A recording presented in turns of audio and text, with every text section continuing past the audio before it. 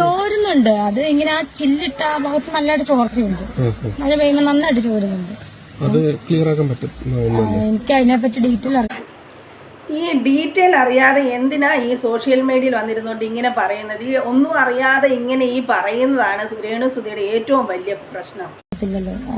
ചോരുന്നുണ്ട്. അതിപ്പോ നമ്മളിപ്പോ നല്ലൊരു വീടാണ് അവര് തന്ന. നമുക്ക് എല്ലാരും പറയുന്നില്ല, എന്താ പറയുക, ദാനം തന്ന വീടല്ലേ, നീ എന്താണ് അങ്ങനെ ഇങ്ങനെ എന്നൊക്കെ കമന്റ്സ് വരുന്നുണ്ട്. ശരിയാ, ദാനം തന്ന അത് വലിയ ദാനം തന്ന പശുവിന്റെ വായിൽ പല്ലുണ്ടോന്ന് നോക്കണ്ട, അങ്ങനെ ഒരു പഴഞ്ചൊല്ലുണ്ട്. അത് ശരിയാ പറഞ്ഞത്.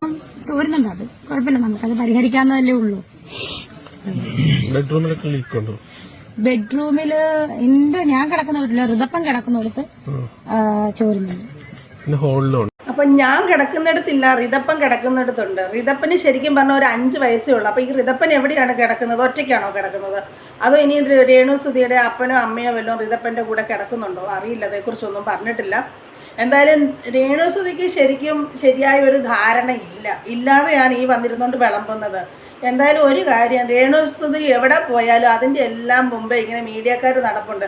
ഈ ചോദിച്ച വ്യക്തിക്ക് എത്ര ശതമാനം അറിയാമെന്ന് അറിയത്തില്ല. ഇത് ശരിക്കും മിക്കവാറും രേണുസുധി വിളിച്ചു വരുത്തിയതാവാനാണ് ചാൻസ് ഈ മീഡിയക്കാരെ. എന്തായാലും ഇത് പുല്ലാപ്പായെന്ന് വേണം പറയാനായിട്ട്. ഇതിൻ്റെ പേരിൽ ഇപ്പം ഫിറോസിക്ക രംഗത്ത് വന്നിട്ടുണ്ട്. അത് നമുക്കൊന്ന് കേൾക്കാം എന്താ പറയുന്നതെന്നുള്ളത്. നമസ്കാരം. ഇതിനു മുമ്പൊരു വീഡിയോ നിങ്ങൾ കണ്ട്, രേണുസുധി അവർക്ക് കിട്ടിയ വീടിനെ കുറിച്ച് പറയുന്നത്, വീട് ചോരുന്നുണ്ട് എന്നുള്ളത്. സത്യത്തിൽ അതൊരു പച്ചക്കള്ളമാണ്. ആ വീട് ചോരുന്നില്ല. അത് 100 200 എത്ര ശതമാനം വേണമെങ്കിലും നമുക്ക് ഉറപ്പോടുകൂടെ പറയാൻ കഴിയും. ഏറ്റവും നല്ല ക്വാളിറ്റിയിൽ വളരെ നല്ല രീതിയിൽ ചെയ്തു കൊടുത്ത ഒരു വീടാണത്. സുധിയുടെ 2 കുഞ്ഞുങ്ങളുടെ പേരിൽ ചെയ്തു കൊടുത്തൊരു വീടാണത്. ചോരുന്നുണ്ട് എന്ന് അവർ പറയുന്നത് എന്താണെന്ന് വെച്ച് കഴിഞ്ഞാൽ, നമ്മൾ അതിൻ്റെ ആ വീടിൻ്റെ ഫ്രണ്ട് എലിവേഷൻ നിങ്ങൾ നോക്കിക്കഴിഞ്ഞാൽ നിങ്ങൾക്ക് കാണാൻ പറ്റും, ഒരു ബ്ലാക്ക് ലൂവേഴ്സ് വരുന്നുണ്ട്. ആ ലൂവേഴ്സ്, സെയിം ലൂവേഴ്സ് നമ്മൾ അതിൻ്റെ സൈഡ് എലിവേഷനിൽ നമ്മൾ ചെയ്തിട്ടുണ്ട്. ആ ലൂവേഴ്സിൻ്റെ അവിടെ ഗ്യാപ്പ് ഉണ്ട്, ചെറിയൊരു ഗ്യാപ്പ് ഉണ്ട് ലൂവേഴ്സിൻ്റെ ഉള്ളിൽ കൂടെ. അത് ഹൈറ്റിലാണ് വരുന്നത്. അപ്പോൾ ശക്തമായ കാറ്റും ശക്തമായ മഴയും ഉണ്ടാകുമ്പോൾ അതിൻ്റെ ഉള്ളിലൂടെ വെള്ളം ശീതലടിച്ച് കയറുന്നുണ്ട് ആ വീട്ടിലേക്ക്. അത് ഞാൻ അംഗീകരിക്കുന്നു. അപ്പോൾ അതിനെയാണ് ഇവർ വളരെ മോശമായ രീതിയിൽ നമ്മൾ ഉണ്ടാക്കി കൊടുത്ത വീട് പറഞ്ഞത് മനസ്സിലായില്ലേ? അപ്പൊ ഈ വീട്ടില് നല്ലതുപോലെ വെട്ടവും വെളിച്ചവും ഒക്കെ കയറാൻ വേണ്ടി അവർ ഈ പർവോള എന്ന് പറയുന്നൊരു സംഭവമുണ്ട്. ഇതിന്റെ മേളിൽ കൊടുക്കുന്ന വെന്റിലേഷൻ ആണത് കേട്ടോ. അപ്പൊ അങ്ങനെ ഒരു സംഭവം അവിടെ കൊടുത്തിട്ടുണ്ട്. അപ്പൊ അതിനകത്തുനിന്ന് ഈ മഴ പെയ്യുമ്പം തൂവാനം അല്ലെങ്കിൽ ഇങ്ങനെ ഈറലടിച്ച് കയറും വീടിനുള്ളിലേക്ക്. അതിനെയാണ് ഈ ചോർച്ച എന്ന് പറയുന്നത്. ശരിക്കും തോന്നുന്നത്, എനിക്ക് തോന്നുന്നു അതിൻ്റെ മണ്ടയ്ക്ക് ഒരു ചില്ല് മേടിച്ചിട്ട് പശ വെച്ച് ഒട്ടിച്ച് കഴിഞ്ഞാൽ തീരാവുന്ന ഒരു പ്രശ്നമേ ഉള്ളൂ. അതാണെങ്കിൽ രേണുസുധിക്കൊക്കെ സ്വന്തമായിട്ടാണേലും ചെയ്യാവുന്ന കാര്യമാണ്. അതാണ് ആ പുള്ളി പറയുന്നത്. അതിനാണ്, അല്ല അങ്ങനെ ഉണ്ടെങ്കിൽ അത് അവരുമായിട്ട് കോണ്ടാക്ട് ചെയ്യുമോ, അല്ലെങ്കിൽ ഇത് രേണുസുധിക്ക് സ്വന്തം ഒന്നില്ലേലും ഒരു വർക്കിന് പോയി ഇപ്പോൾ ഒരുവിധം നല്ല രീതിയിലൊക്കെ വർക്കൊക്കെ ചെയ്ത് ആവശ്യത്തിനുള്ള ഏണിങ്സ് ഉണ്ടാക്കുന്ന ഒരു പുള്ളിക്കാരിയാണ്. സ്വന്തം മക്കളെ നോക്കാനും ആ വീടിനും വേണ്ടിയൊക്കെ അല്ലേ ഈ പുള്ളിക്കാരി കഷ്ടപ്പെടുന്നത്. അന്നേരം അവർക്ക് സ്വന്തമായിട്ടാണേലും അത് ശരിയാക്കാവുന്നതേ ഉള്ളൂ. അപ്പോൾ ഈ മീഡിയയുടെ മുന്നിൽ വന്നിരുന്നോണ്ട് ഇങ്ങനെ മനുഷ്യരെ നാറ്റിക്കേണ്ട വല്ല ആവശ്യമുണ്ടോ? ആണെങ്കിൽ നമ്മളൊരു വീട് എന്ന് മാത്രമാണ് നമ്മൾ പറഞ്ഞിട്ടുണ്ടായിരുന്നത്. നമ്മളെല്ലാ വർഷവും ഓരോ വീടുകൾ വെച്ച് പാവപ്പെട്ട അല്ലെങ്കിൽ അർഹരായ ആൾക്കാർക്ക് ചെയ്തു കൊടുക്കാറുണ്ട്. അതിൻ്റെ ഭാഗമായിട്ട് തന്നെയാണ് ഈ വീടും നമ്മൾ സുധിയുടെ പറക്കാൻ പറ്റാത്ത 2 കുഞ്ഞുങ്ങളുടെ പേരിൽ ചെയ്തു കൊടുക്കാൻ താല്പര്യം കാണിച്ചതും അതിനായിട്ട് മുന്നോട്ട് ഇറങ്ങിയതും. പക്ഷെ ആ വീട് പണി കഴിയുന്നതിൻ്റെ മുമ്പായിട്ട് ഞങ്ങൾക്ക് ഫർണിച്ചർ അവിടെ ആഡ് ചെയ്യാൻ പറ്റി, അതേപോലെ TV ആഡ് ചെയ്യാൻ പറ്റി, അതേപോലെ കിച്ചൺ കബോർഡുകൾ, ബെഡ്റൂം കബോർഡുകൾ, bed, table, dining table, sofa, TV, അതേപോലെ വാട്ടർ ഫിൽട്ടർ, വാട്ടർ പ്യൂരിഫയർ, അങ്ങനെ ഒരുപാട് കാര്യങ്ങൾ ഞങ്ങൾക്ക് ചെയ്തു കൊടുക്കാൻ കഴിഞ്ഞു. ഒരു വീട് മാത്രം ചെയ്തു കൊടുക്കുക എന്നുള്ളത് മാത്രമേ ഇവർ പറഞ്ഞിട്ടുണ്ടായിരുന്നുള്ളൂ. എന്നിട്ടും അവർ ആ വീട്ടിലേക്ക് വേണ്ട സർവ്വ സാധനങ്ങളും വാങ്ങിച്ചു കൊടുത്ത്, A to Z സാധനങ്ങൾ ഒരു വീട്ടിലേക്ക് വേണ്ടത് അവർ വാങ്ങിച്ചു കൊടുത്ത്. എന്നിട്ട് എന്ത് നന്ദിയില്ലായ്മയായി രേണു ഈ മീഡിയയിൽ വന്നിരുന്നുകൊണ്ട് കാണിക്കുന്നതല്ലേ? ഇതിപ്പം ഫിറോസിക്കയെ കൊണ്ട് തന്നെ കൂട്ടിയാൽ കൂടുന്നതല്ല ഒരു വീടെന്ന് പറയുന്നത്. ഇതിൻ്റെ പുറകിൽ പൈസ കൊടുത്ത് ഒത്തിരി ആൾക്കാർ കാണും. അവർ ശാരീരികമായിട്ട്, അതായത് ശമ്പളം വാങ്ങാതെ ശാരീരികമായിട്ട് കഷ്ടപ്പെട്ട ഒരു പറ്റം ആൾക്കാർ കാണും. അതുപോലെ ഇതിന് ഈ മെറ്റീരിയൽസ് ഒക്കെ കൊടുത്തിട്ടുള്ള ഒത്തിരി പേര് കാണും. വിദേശ രാജ്യങ്ങളിൽ നിന്നും അവിടുന്ന് ഇവിടുന്നും ഒക്കെ ഒത്തിരിയും പേര് ഇവരെ സഹായിച്ചിട്ടുണ്ടാവാം അല്ലേ. അങ്ങനെയുള്ള ആൾക്കാർക്കൊക്കെ ഈ വീഡിയോ കാണുമ്പോഴേ അവർക്കൊക്കെ എന്തോരം വിഷമം തോന്നിയിട്ടുണ്ടാവും. ഇങ്ങനെ ഒരു വ്യക്തിക്കാണല്ലോ ഞങ്ങൾ കൊടുത്തത്, അർഹതപ്പെട്ട കരങ്ങളിലല്ലല്ലോ ഞങ്ങൾ ഈ വീട് ഏൽപ്പിച്ചത് എന്നൊരു സങ്കടം ഈ കേൾക്കുന്നവർക്കൊക്കെ ഉണ്ടാവും. ഇത്രയും നന്ദികേട് എന്തിനാണ് കാണിക്കുന്നത്? എത്രയോ ആൾക്കാർ വീടില്ലാതെ ഒരു ഗതിയും പരഗതിയും ഇല്ലാതെ എത്രയോ ആൾക്കാർ അലയുന്നുണ്ടെന്നറിയാം. അപ്പം ഇത്രയും നല്ല ബ്യൂട്ടിഫുൾ ആയിട്ടുള്ള ഒരു വീട്, അത് ഇങ്ങനെ ഒരു ടീം മുൻകൈ എടുത്തിട്ട് അത് നടത്തി തന്നെങ്കിൽ അതിൽ നമ്മൾ ഇന്നും നന്ദിയുള്ളവരായിരിക്കണം. ചെറിയ ചെറിയ തെറ്റുകുറ്റങ്ങളുണ്ടെങ്കിൽ ഇങ്ങനെ മീഡിയയിൽ വന്ന് വിളിച്ച് പറഞ്ഞ് അവരെ അപമാനിക്കുകയല്ല വേണ്ടത്. എനിക്ക് സത്യം പറഞ്ഞാൽ ഭയങ്കര വിഷമമുണ്ട്. നമ്മൾ ഒരുപാട് നല്ല കാര്യങ്ങൾ ചെയ്തിട്ട് അവസാനം നമ്മൾ ഒന്നുമല്ലാതായി പോകുന്ന ഒരവസ്ഥ, അത് വല്ലാത്തൊരു വേദനയാണത്. അപ്പോഴും നമ്മൾ ആലോചിക്കും, എന്താ ഭയങ്കര ഇത്. എനിവേ, ഞാൻ കൂടുതൽ ആ പുള്ളിക്ക് അത് പറഞ്ഞിട്ട് വാക്കുകൾ വരുന്നില്ല, സങ്കടം കാരണം എന്ത് പറയണം എന്നറിയാതെ പറയുന്നില്ല. കൂടുതൽ പറഞ്ഞാൽ ഞാൻ ഇമോഷണലായി പോകും. ഈ വീട് നിർമ്മാണം കഴിഞ്ഞ ആദ്യഘട്ടത്തിൽ തന്നെ ഇവരുടെ ഭാഗത്തുനിന്ന് അവർക്കൊരു വർക്ക് ഏരിയ ഉണ്ടാക്കി കൊടുക്കണമെന്ന് പറഞ്ഞിട്ട് നമ്മളെ വിളിച്ചിട്ടുണ്ടായിരുന്നു.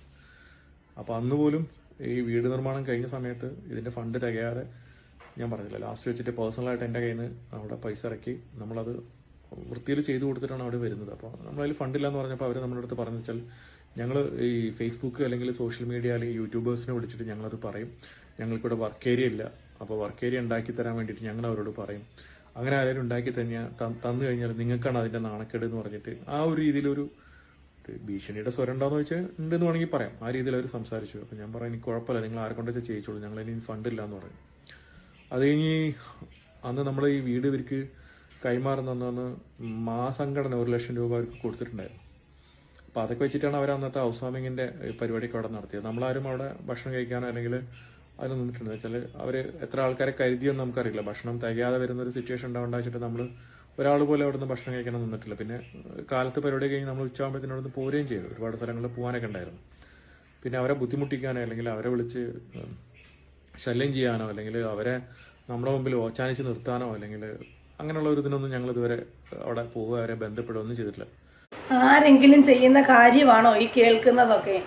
ഫ്രീ ആയിട്ട് ഇത്രയും നല്ല ഒരു വീട് കിട്ടിയിട്ട് അതിന് വർക്ക് ഏരിയ ഇല്ല എന്നും പറഞ്ഞുകൊണ്ട് ഇവരെ വിളിച്ചിട്ട് ശല്യം ചെയ്യുകയും, നിങ്ങളത് ചെയ്ത് തന്നില്ലെങ്കിൽ യൂട്യൂബിലൂടെയും ഫേസ്ബുക്കിലൂടെയും ഒക്കെ ഞങ്ങൾ പറഞ്ഞ് നിങ്ങളെ നാറ്റിക്കുമെന്ന് പറഞ്ഞ് ഭീഷണിപ്പെടുത്തുക. എന്താ അല്ലേ? ഇങ്ങനെയുള്ള മനുഷ്യർക്കൊക്കെ ഇന്നത്തെ കാലത്ത് ഇങ്ങനെയൊക്കെ ഉള്ള ആൾക്കാർ ഇന്നത്തെ കാലത്തുള്ളത് കൊണ്ടുണ്ടല്ലോ എന്നാ പറ്റുന്നതെന്നറിയാം, അർഹതയുള്ളവർക്ക് ഒന്നും കിട്ടാതായി തീരും അവസാനം.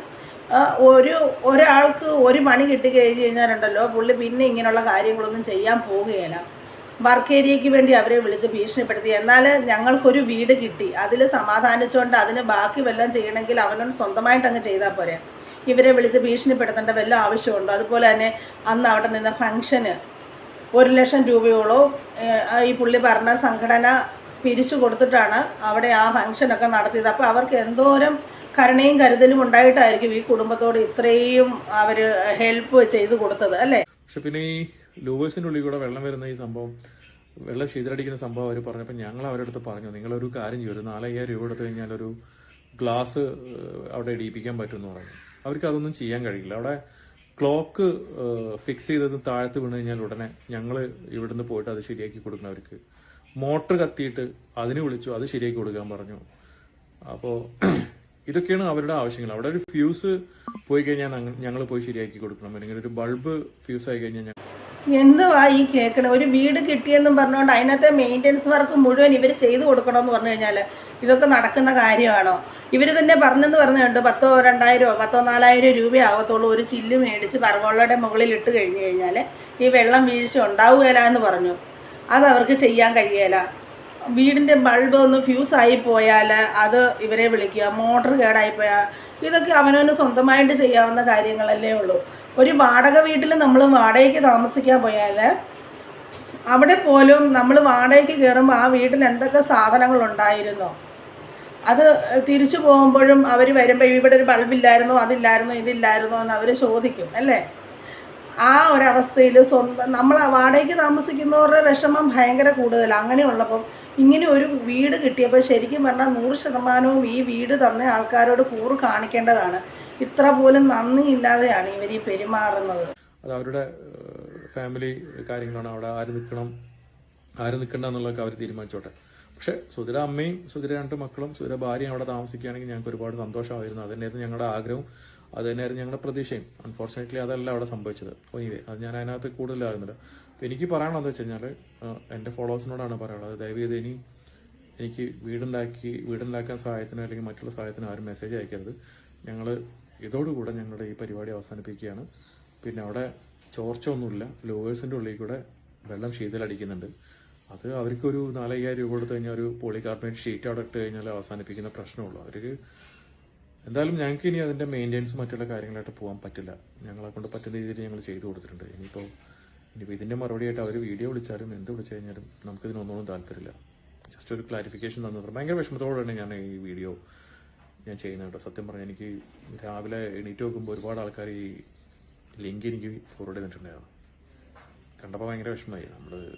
കണ്ടോ ഈ ഒരു വീഡിയോ രേണുസുതി ചെയ്തപ്പോൾ ആ വീട് വെച്ച് കൊടുത്ത ആ വ്യക്തിക്ക് എന്തോരം വിഷമം ഉണ്ടായി എന്നുള്ളത് നിങ്ങൾ കണ്ടോ. ഈ ഒരു വ്യക്തി ഒറ്റയ്ക്കല്ല വീട് വെച്ച് കൊടുത്തത്. ഇതിൽ ഒത്തിരി ആൾക്കാരുടെ ഒരു കൂട്ടായ്മയുണ്ട്.